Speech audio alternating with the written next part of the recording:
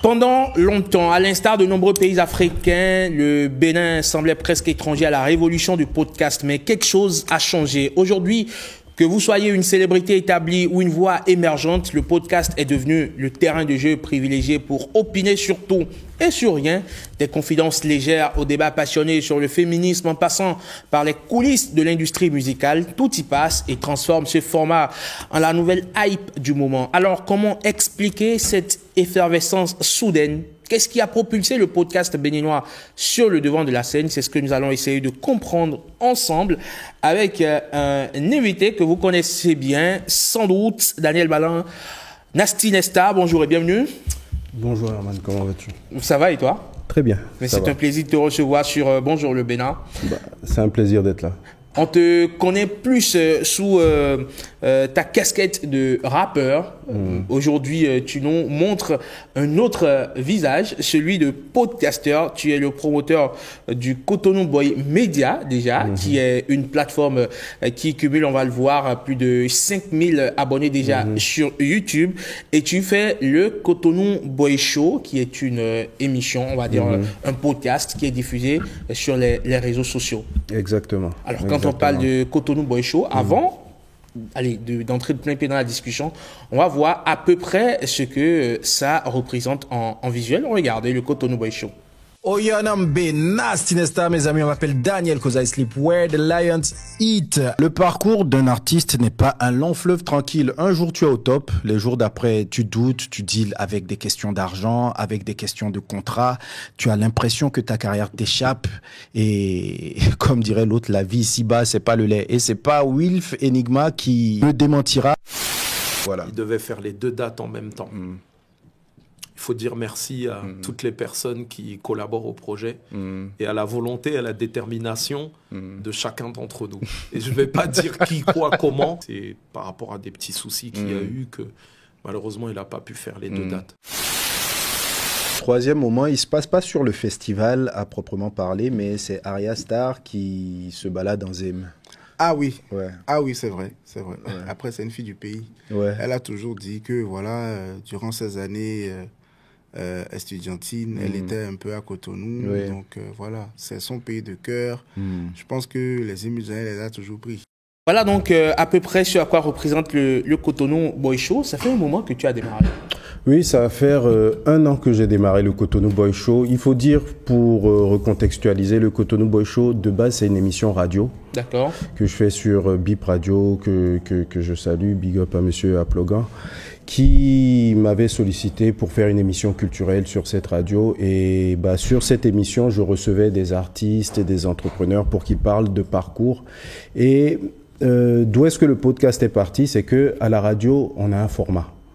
On a 20 minutes d'entretien, alors que quand on enregistre l'entretien, on sort parfois avec 1h30 d'entretien, avec beaucoup d'anecdotes qu'on ne peut pas caler à la radio vu le format. Donc c'est de là qu'on s'est dit, comment on fait pour pouvoir faire bénéficier les auditeurs, les internautes de toute cette matière-là que finalement on supprime et qu'on ne cale pas dans l'émission. Et c'est de là que l'idée de passer d'émission radio à podcast est arrivé et que tu peux voir que les formats sont beaucoup plus longs. C'est moins formaté que la radio, que la télé, et je pense que c'est là tout l'intérêt du podcast. Justement, alors comment est-ce que ça s'est fait, cette transition? Qu'est-ce qui t'a attiré spécifiquement vers le format podcast après, je ne sais pas si ta carrière musicale est entre parenthèses ou si à côté tu continues de faire de la musique? Déjà, qu'est-ce qui m'a attiré vers le format podcast? C'est que c'est la liberté de ton, la liberté de format et le fait de pouvoir partager avec les internautes les parcours, pouvoir leur donner, leur faire bénéficier des parcours et de l'inspiration qu'ils peuvent avoir de l'histoire de personnes que l'on reçoit. Généralement, on voit un artiste ou une personnalité, on ne voit qu'une façade. Et quand tu as un entretien d'1h, 1h30, tu peux obtenir beaucoup plus et tu peux partager beaucoup plus. Et je pense que ça intéresse beaucoup les internautes. C'est tout simplement ça, la volonté de vouloir de pouvoir partager avec eux. Alors, on découvre aujourd'hui un animateur, presque un journaliste, qui n'hésite pas à entrer dans l'intimité de ses invités, à leur poser des questions, des questions pertinentes. Comment est-ce que tu es arrivé à développer ce sens de la curiosité, presque journalistique, j'ai envie de dire? Ça, je pense que c'est une nature, c'est quelque chose qui m'a toujours plu. Et je suis communicant de base. À côté de la musique, je suis communicant. Donc, ça m'a toujours intéressé de savoir ce qu'il y avait derrière, de découvrir des parcours, de découvrir des personnages, de découvrir des personnalités, de comprendre les motivations de quelqu'un à faire telle chose ou telle chose et de comprendre le processus d'évolution. Ce sont des choses qui m'intéressent beaucoup. Je m'intéresse beaucoup aux biographies des gens. Donc, je pense que c'est un autre penchant de mon côté artistique qui s'exprime de cette manière-là. Alors, tu n'es pas le seul aujourd'hui à faire des podcasts. Au Bénin, il y en a de plus en plus. Oui. Il y a plein de podcasts qui émergent chaque jour sur les réseaux sociaux. Qu'est-ce qui explique, on va dire, cet essor soudain, cette effervescence soudaine, subite qu'on observe dans le secteur? Je pense que le podcast au Bénin a connu un essor, mais même pas qu'au Bénin, en Afrique francophone, après Covid. Parce que pendant Covid, on s'est rendu compte des limites du système dans lequel on existait. Et il y a eu une certaine libéralisation de la parole sur les réseaux sociaux avec Covid, qui a été entraînée par Covid. Donc, comme je le disais, le podcast est très facile à réaliser. Il n'y a pas les contraintes de la télé. Là, on est en train de parler. J'ai bien envie de connaître ta vie. Je suis sûr que tu as bien envie de me poser des questions, mais que tu ne pourras pas me poser toutes les questions que tu as envie de me poser parce qu'on a 10 minutes ou 15 minutes d'entretien. Donc, le podcast, je peux traiter déjà, j'ai une liberté de temps. Je n'ai pas de format. Je peux traiter de tous les sujets dont j'ai envie et c'est facilement réalisable. Il n'y a pas de censure. Ma censure, c'est moi-même. Et j'ai pas besoin de tous ces équipements-là, en fait. J'ai une caméra ou même un téléphone, un micro, je peux faire ça. Donc, je pense que c'est la facilité de réalisation liée également à la facilité, la liberté de ton et la liberté de format qui a permis de démocratiser ça. Après, faut pas mentir, c'est une hype. Comme tu as dit, c'est maintenant tout le monde aime se voir, tout le monde aime se montrer. Donc c'est ceux qui auront vraiment du contenu qui vont passer le temps et plus on va avancer, plus on va avoir des podcasts de qualité. Mais il faut dire que le podcast aussi permet de délivrer une information plus des informations de niche. Par exemple, on a des podcasts aujourd'hui sur l'immobilier en Afrique. On a des podcasts sur le développement personnel dans l'espace africain.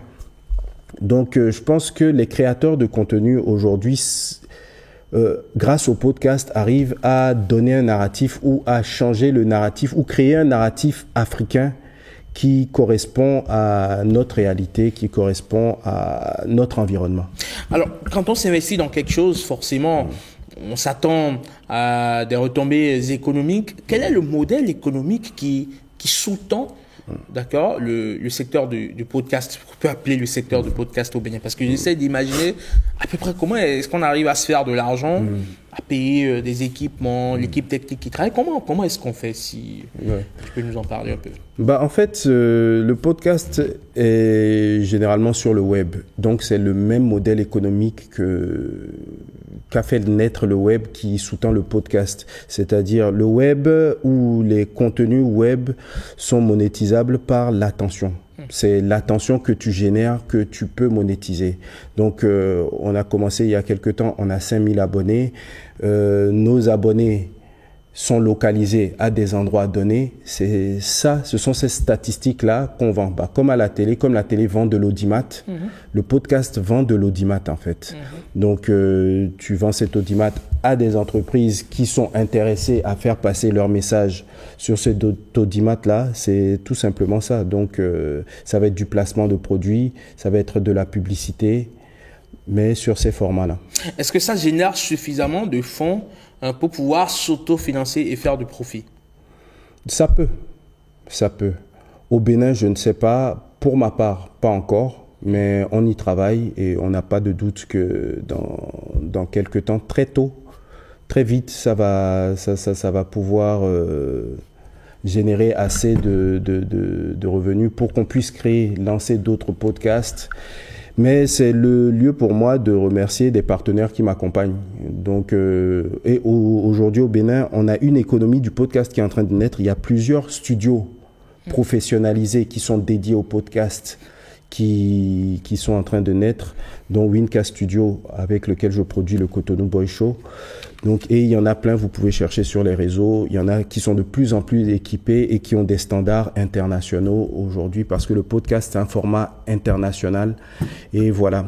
Maintenant, pour le modèle économique, je pense qu'on va également se diriger vers un modèle où on va proposer ce format à des entreprises également, pour leur permettre de communiquer autrement sur le web, parce que les codes de la communication ont évolué et à travers les podcasts, ils peuvent également communiquer et toucher leur cible. Est-ce que aujourd'hui, quelque part, les podcasts ne challengent pas les médias classiques? Oui, totalement. Mais les médias classiques gardent toute leur importance.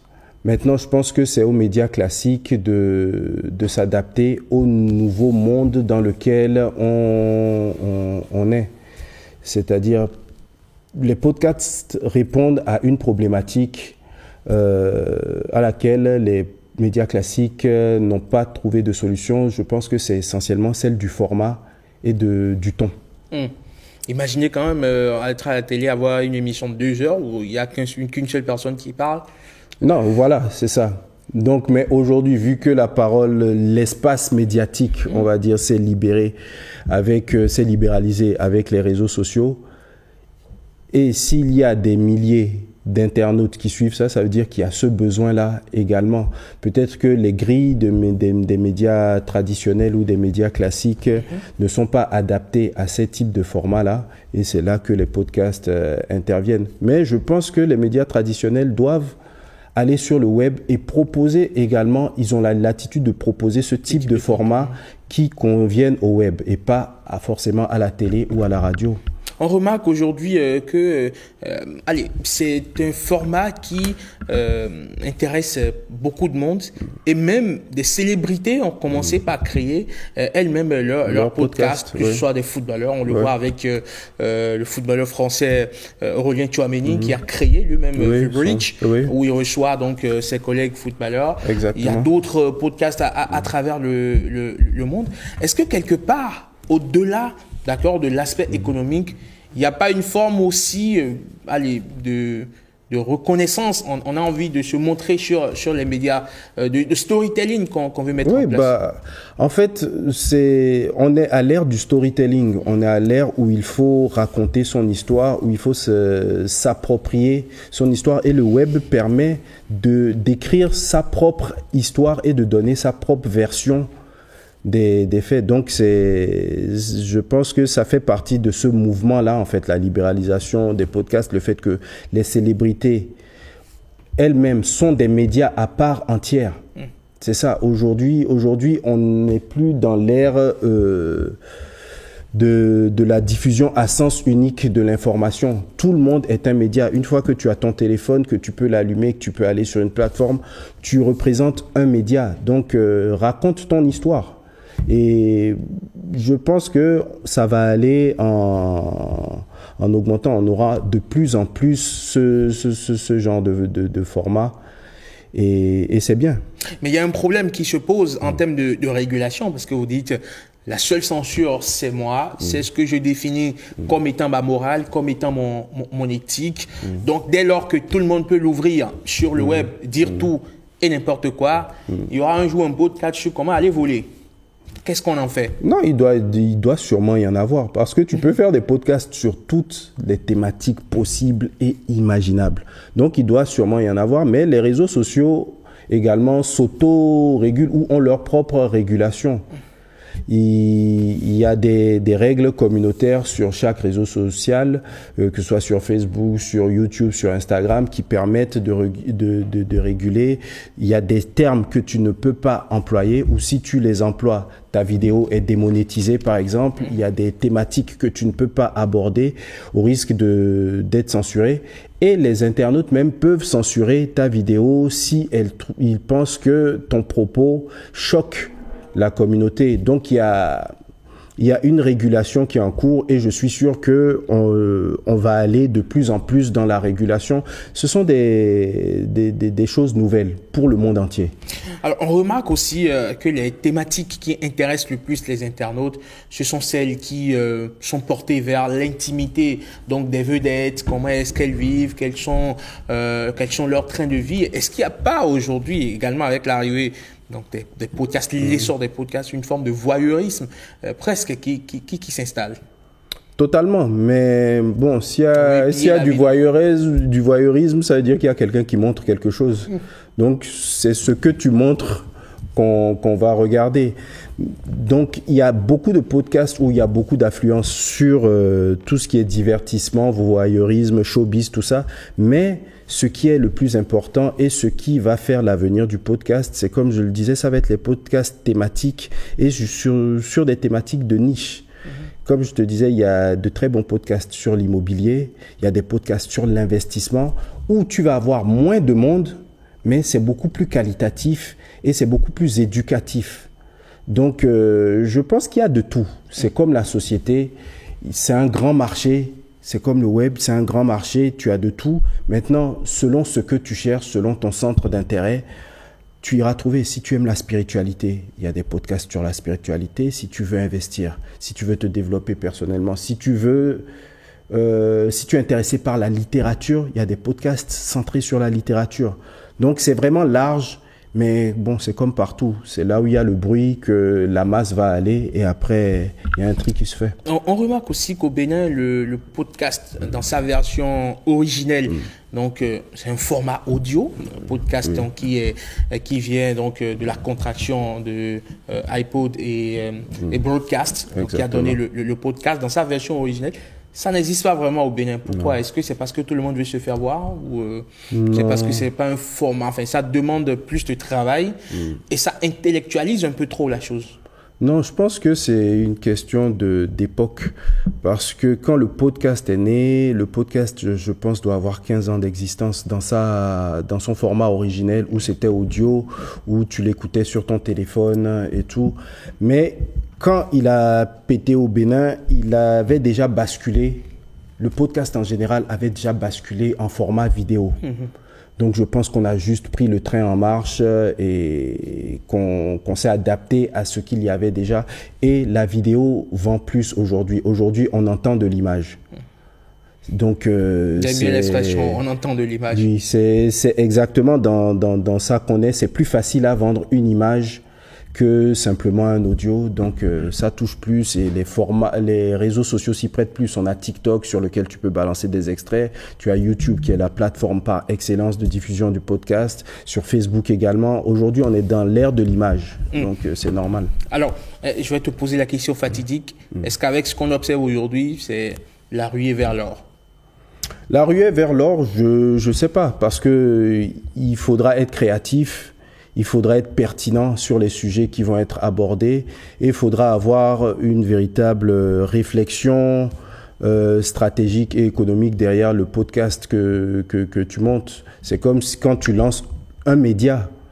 Tu lances un média, tu as ta ligne éditoriale, il faut que ta ligne éditoriale corresponde à un certain marché, parle à certains clients pour qu'ils puissent investir dedans. Il faut que tu puisses être assez pertinent pour réunir une communauté, pour que ça puisse, une certaine audience, pour que ça puisse intéresser. Donc peut-être que là on est dans l'effet de mode, mais ça va très vite se calmer, s'auto-réguler et on aura de la qualité. Est-ce que c'est un secteur que vous comptez apporter pendant encore longtemps? Oui, ça c'est...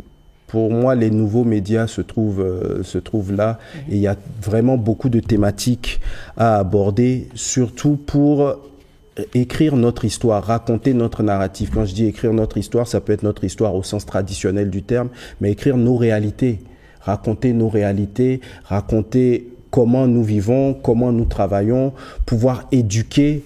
C'est vraiment large. Et tous les jeunes aujourd'hui sont sur leur smartphone. Donc on peut vraiment envoyer beaucoup de messages par ce canal-là, par ce format-là, et je pense, et j'encourage vraiment tous ceux qui ont des choses à dire à aller dans ce sens-là. Vous particulièrement, est-ce que vous y êtes pour le business ou c'est vraiment par passion? Pour le moment, c'est par passion, mais je pense à des opportunités. Justement, on a parlé d'éducation, on a parlé d'apprentissage. Je pense que sur ce secteur, il y a beaucoup à faire avec les podcasts.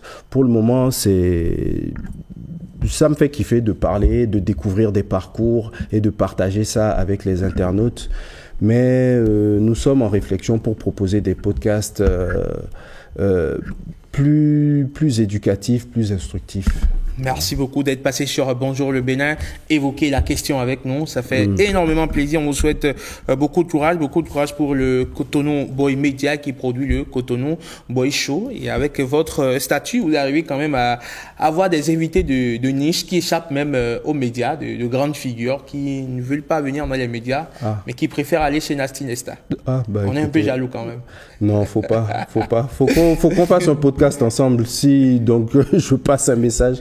En tout cas, je pense que les médias classiques, comme je dis, gagneraient à aller sur ce format-là et ça donnerait plus de liberté, plus d'accès à plus de choses. Et surtout, ceux qui aiment Nasty Nesta peuvent venir sur Bénin TV, pourquoi pas. Si on sait qu'il y a un programme de Nasty qui passe sur Bénin TV, ils vont prendre rendez-vous et sur ce programme-là.